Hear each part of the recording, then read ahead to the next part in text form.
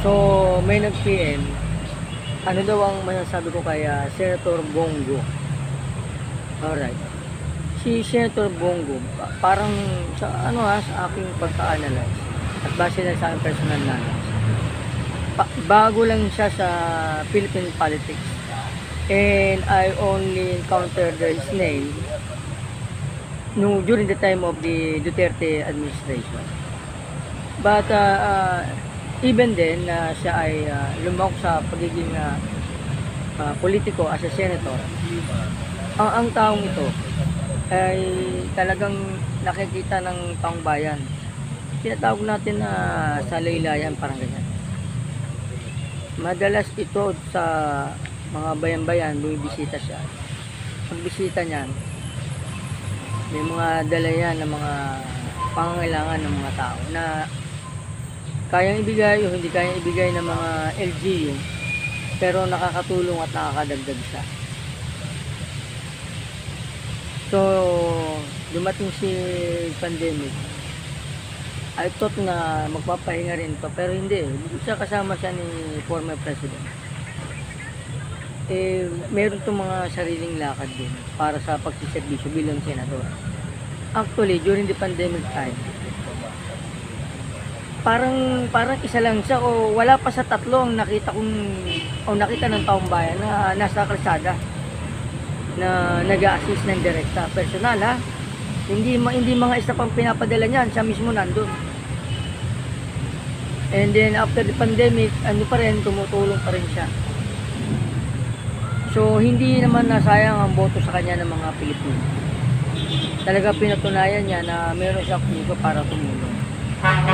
At hindi sa peking politiko na naging senador lang, umupo sa Senado, wala namang ginawa. Ito si Bongo.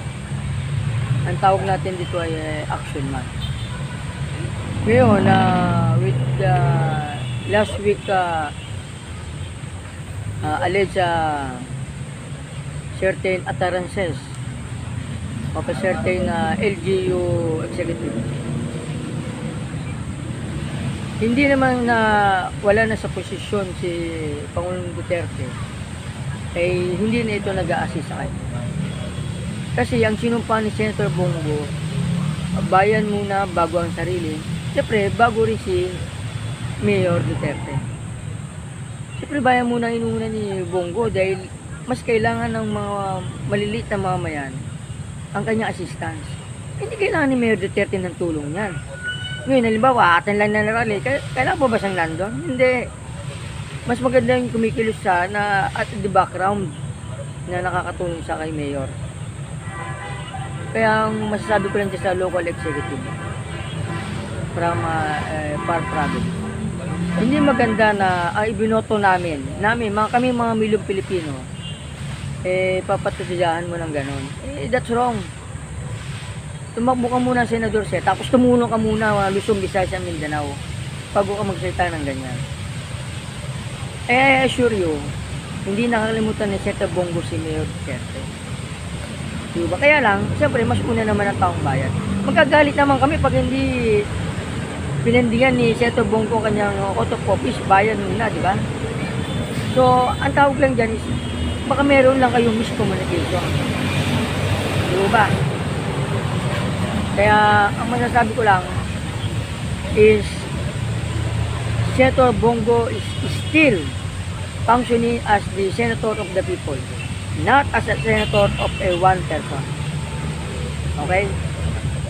Good morning. This is Prof. Gregor.